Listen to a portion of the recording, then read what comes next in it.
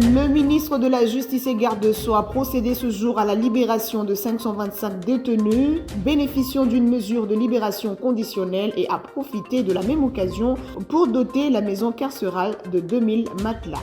Et puis l'élection et l'installation du bureau définitif du Sénat sont prévues pour le lundi 12 août. L'annonce a été faite via un communiqué du bureau provisoire ce samedi 10 août.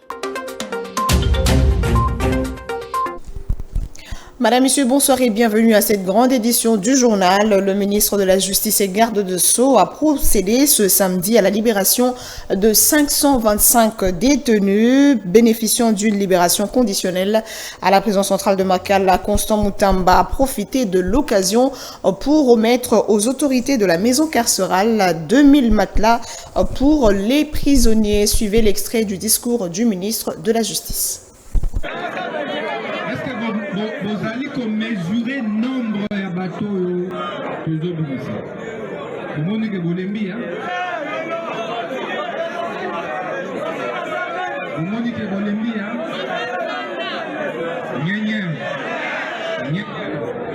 Et Ali Moussala, au Mokonziamboka, a fait des bisous. État de droit. Et la qui s'y était, Batonio se seigneur Libazar, la C à Mibeko. Lukadi Moto Sengeli Azala Naboloko, Yende Sengeli Azala Wapina, Moto Sengeli Azala Libanga, Yaboloko, Sengeli Azala Libanga, ya. Voilà. Donc, Mboka Tindingai pour améliorer les conditions des prisonniers. Ou bimisa ba prisonnier nyonso bazaki ba victime ya ba injustice. Na boende, j'espère que ba membre de famille ne ba libanda. Baza libanda. Baya bazwa bino bazo kisano na banda. Kuna bino ezali tutu awa.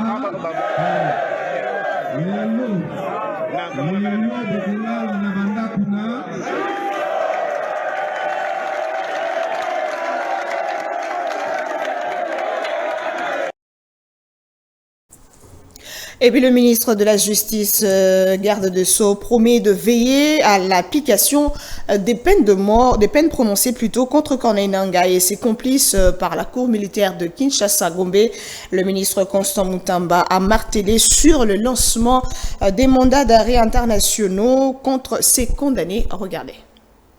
Condamnation de Corneille Nangaa, leader de l'AFC et ses complices à la peine de mort. Le ministre d'État et ministre en charge de la Justice et Garde des Sceaux, Maître Constant Mutamba, martèle que son institution veillera scrupuleusement à l'application des peines prononcées par la Cour militaire de Kinshasa-Gombe. La République démocratique du Congo est un État de droit, qui prône donc les valeurs démocratiques et républicaines. Les lois de la République reconnaissent à tous les condamnés de ce jour le droit d'exercer leur recours. Ils ont donc 5 jours pour pouvoir exercer leur recours, où qu'ils se trouvent. Au bout de compte, nous allons veiller à l'application stricte de toutes les peines qui ont été arrêtés par la haute cour, par la cour militaire de la Gombe. Des mandats d'arrêt internationaux seront lancés aux condamnés en cavale, a dit le ministre d'État Constant Mutamba. Pour ceux qui se retrouvent en cabale, en fuite en l'occurrence M. Corneille Nangaa et ses affidés, nous allons lancer des mandats d'arrêt internationaux pour pouvoir les appréhender. Nous allons coopérer avec certains pays avec lesquels nous sommes en coopération judiciaire, afin que partout où ils se retrouveront, puisque désormais condamnés de justice, eh bien, ils seront appréhendés, arrêtés et extradés immédiatement en RDC afin de purger leur peine. Revenant sur la confiscation de biens des condamnés, les gardes des Sceaux congolais a indiqué que leurs biens seront placés dans le patrimoine national congolais. S'agissant de confiscation, nous allons veiller que tous leurs biens soient confisqués conformément à l'arrêt et aux arrêts rendus et que effectivement cela soit mis désormais dans le patrimoine de l'État congolais.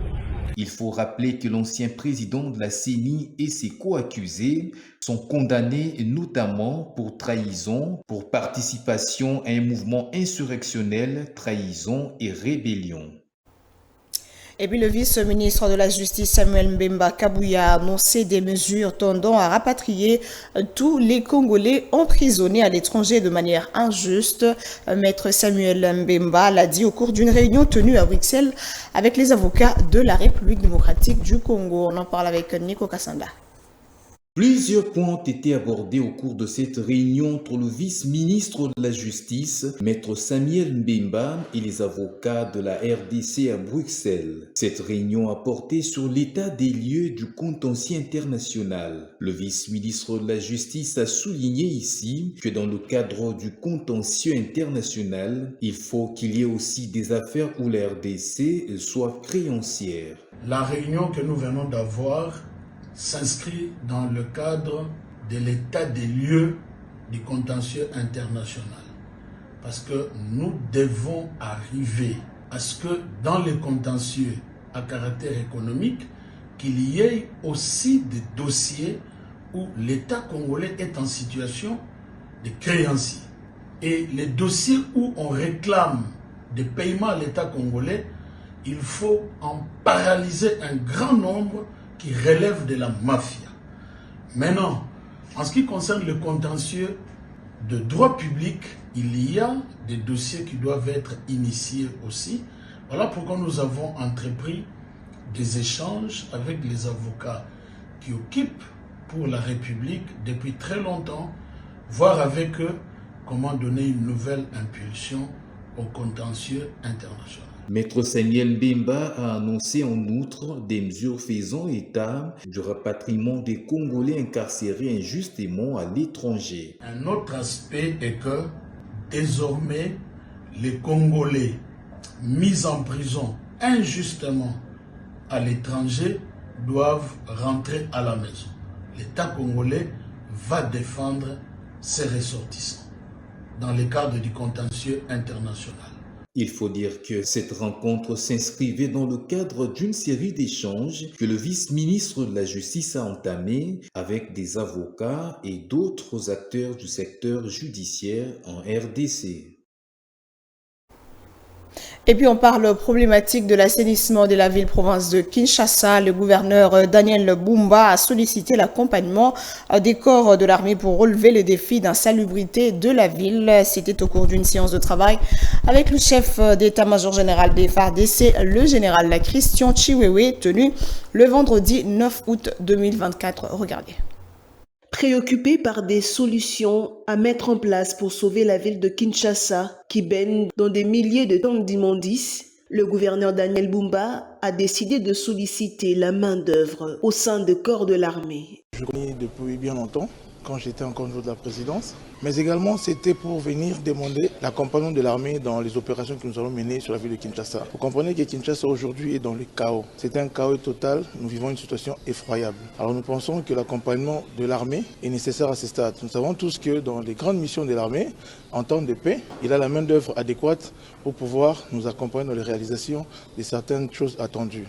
Et là, c'était justement pour épingler la grande opération coup de poing que nous allons mener, qui consiste justement à curer nos rivières, nettoyer Kinshasa, les ensabler. Aujourd'hui, Kinshasa a plus de 3 420 000 tonnes de déchets disséminés dans nos 24 communes. Nous estimons que la situation est grave, raison pour laquelle nous sollicitons l'armée en vue de nous accompagner par ses corps. Le génie militaire, le service national, tout autre corps pourront nous aider à aller de l'avant. Il y a des questions de l'assainissement, des questions de l'embouteillage, des questions de l'encadrement, la réinsertion de la jeunesse, délinquance de la jeunesse, et puis voilà, par des opérations de réinsertion, comme je l'ai dit justement. Et nous sommes très contents parce que l'armée est très favorable et nous envisageons d'ailleurs plus loin, comme ça s'est fait dans tous d'autres cieux où l'armée accompagne pour pouvoir établir des protocoles d'accord et voir aussi dans quelle mesure du possible si le gouvernement central peut nous accompagner pour pouvoir élever cette ville qui est quand même le miroir de ce pays. Voilà. Au regard des défis d'insalubrité de la ville de Kinshasa, l'apport de l'armée sera sans doute une réussite. Et puis le chef de l'État Félix-Antoine Tshisekedi a condamné les récents actes de vandalisme survenus au Palais du Peuple et dans la résidence de l'ancien président Joseph Kabila à Jélem. C'était lors de la 8e réunion du Conseil des ministres qu'il a présidé le vendredi 9 août. Reportage à Nico Kassanda. Plusieurs points ont été inscrits à l'ordre du jour de cette 8e réunion du Conseil des ministres présidée par le chef de l'État Félix-Antoine Tshisekedi Tshilombo, parmi lesquels les troubles à l'ordre public survenus au Palais du Peuple et sur l'avenue Ouganda sur le site de Jélem à Gombe.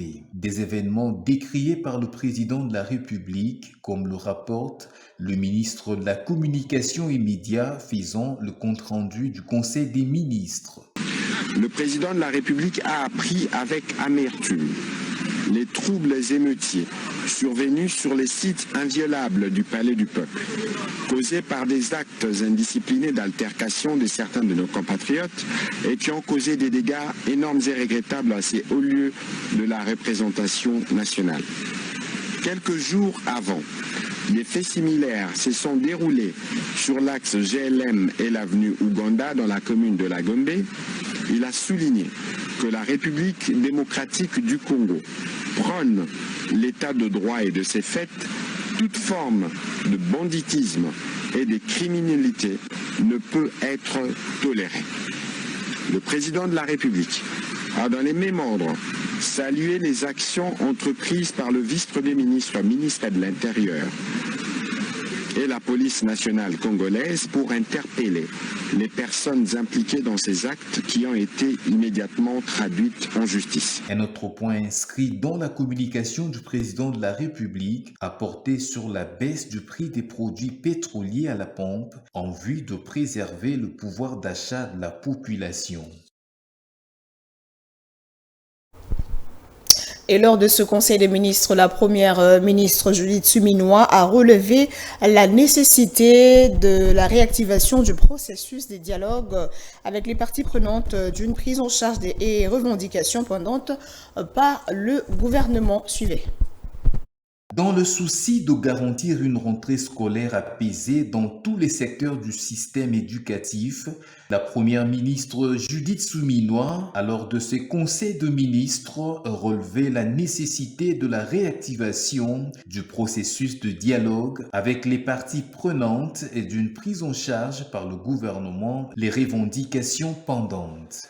Dans la perspective d'une rentrée scolaire apaisée dans tous les secteurs de notre système éducatif, la Première ministre a relevé une nouvelle fois la nécessité de la réactivation du processus du dialogue avec toutes les parties prenantes en vue d'une prise en charge par les gouvernements des revendications pendantes. Elle a, à cet effet, encouragé la ministre d'État, ministre de l'Éducation nationale, à organiser dans les prochains jours à Bibois un cadre de concertation avec le parti prenant de son sous-secteur. Les mêmes encouragements ont été adressés à la ministre de l'Enseignement supérieur et universitaire qui a institué une commission préparatoire de la commission paritaire gouvernement bas syndical dans son secteur. Au cours de ces conseils de ministres, la réunion a adopté 2 relevés des décisions prises, notamment lors de la 7e session ordinaire du Conseil des ministres du 26 juillet et de la première réunion restreinte du Conseil des ministres. Et puis le vice-premier ministre et ministre de la fonction publique Jean-Pierre Liaou a informé les secrétaires généraux, les inspecteurs généraux et les directeurs généraux de services publics des actes prioritaires à suivre en rapport avec les réformes de l'administration publique. C'était le vendredi 9 août au Fleuve Congo Hotel. Reportage à Nico Kassanda Siambaf. Dans l'optique de bâtir une solide administration assise sur des nouvelles valeurs informatrices, le vice-premier ministre de la fonction publique Jean-Pierre Liaou a tenu une séance de travail pour communiquer aux secrétaires généraux, inspecteurs généraux et directeurs généraux des services publics de l'État des actes prioritaires et les enjeux stratégiques devant servir de boussole sur le cap à suivre en rapport avec les impératifs impératifs relatifs à la réforme de l'administration publique, cela conformément à la vision du chef de l'État Félix-Antoine Tshisekedi Tshilombo. Nos priorités sont connues. Premièrement, la maîtrise des effectifs. Après, il y a la poursuite de la fixation des nouveaux cadres et structures organiques de l'administration publique. La réforme de la politique salariale n'est plus une option. Elle est devenue un impératif, une obligation. Celle qui est en place, vous le savez, plus que quiconque a démontré ses limites. Déterminé à armer moralement ces hauts fonctionnaires de l'État d'outils nécessaires à la bonne gestion de ressources humaines de l'État, Jean-Pierre Liaou a martelé sur les axes clés de réforme et actions qui doivent être menées pour rendre effective l'amélioration de la qualité des services rendus aux usagers. Nous avons la chance d'avoir été placés comme priorité des priorités par les présidents de la République. Nous allons travailler ensemble pour essayer de faire en sorte que notre pays puisse avoir véritablement cette administration que nous attendons tous, une administration forte, efficace, efficiente, à la hauteur des enjeux, mais aussi au rendez-vous du rendement et des résultats. Édifié par les orientations et directives données par le patron de l'administration publique congolaise, ces hauts fonctionnaires de l'État ont pris la résolution de la mise en œuvre des instructions édictées par le VPM de la fonction publique. Et puis cette note en bref, l'élection et l'installation du bureau définitif du Sénat sont désormais fixées pour le lundi 12 août. L'annonce a été faite ce samedi via un communiqué du bureau provisoire de la Chambre haute du Parlement. Par le même document, il a été prévu le retrait et substitution des candidats et la publication de la liste définitive des candidatures retenues. Le bureau a par la même occasion rassuré l'opinion d'avoir réuni toutes les conditions possible pour cette fin. On parle lancement de la première édition du concours dénommé Miss pour la paix. La cérémonie a eu lieu le vendredi 9 août 2024 dans la salle des conférences du Musée national de Kinshasa. C'est le coordonnateur national de la coalition pour la sauvegarde des droits humains, Karl Mweze, qui a procédé au lancement de ces activités, soulignant que ce concours vise à produire les ambassadrices pour la paix. Nico Kassanda, Francis Matondo, reportage. Les activités de la première édition du concours dénommé Miss pour la paix RDC 2024 ont été lancées au cours d'une conférence tenue dans la salle des conférences du Musée national du Congo. C'est le coordonnateur pour la sauvegarde des droits humains qui a personnellement lancé ces activités. Dans son exposé, Karl Mweze Balimba a précisé que l'objectif ultime poursuivi est de produire des ambassadrices de la paix. Le but ultime poursuivi est de produire des ambassadrices de la paix, elles-mêmes victimes ou témoins directs ou indirects de cette barbarie tant décriée, lesquelles devront expliquer et dénoncer à travers le monde, la région et le pays les conséquences néfastes des guerres sur la culture, sur le développement et sur la dignité humaine de nos communautés en menant des actions de nature à déconstruire une histoire falsifiée et mal racontée à dessein par les ennemis de la paix. La paix ne peut jamais être égalée et elle rentre dans nos valeurs cardinales en tant que société bancaire et en tant que Congolais. Nous voulons profiter de la culture pour que non seulement le peuple congolais entier sache qu'il doit s'approprier la lutte en faveur de la paix et contre les facteurs de la non-paix, mais également que le monde entier le sache que nous sommes unis pour dire, adresser au monde entier notre message à travers notre culture. Il faut souligner que cette cérémonie a également connu l'intervention du professeur Henri Bunjoko, directeur du Musée national de Kinshasa. Celui-ci a entretenu l'assistance sur les valeurs culturelles, faisant un état des lieux de celles-ci. À l'international, le représentant de l'UNICEF Soudan alerte sur l'urgence d'un cessez-le-feu pour la protection des enfants où les difficultés sont énormes à ce stade de la guerre. Bénédicte Pokémon.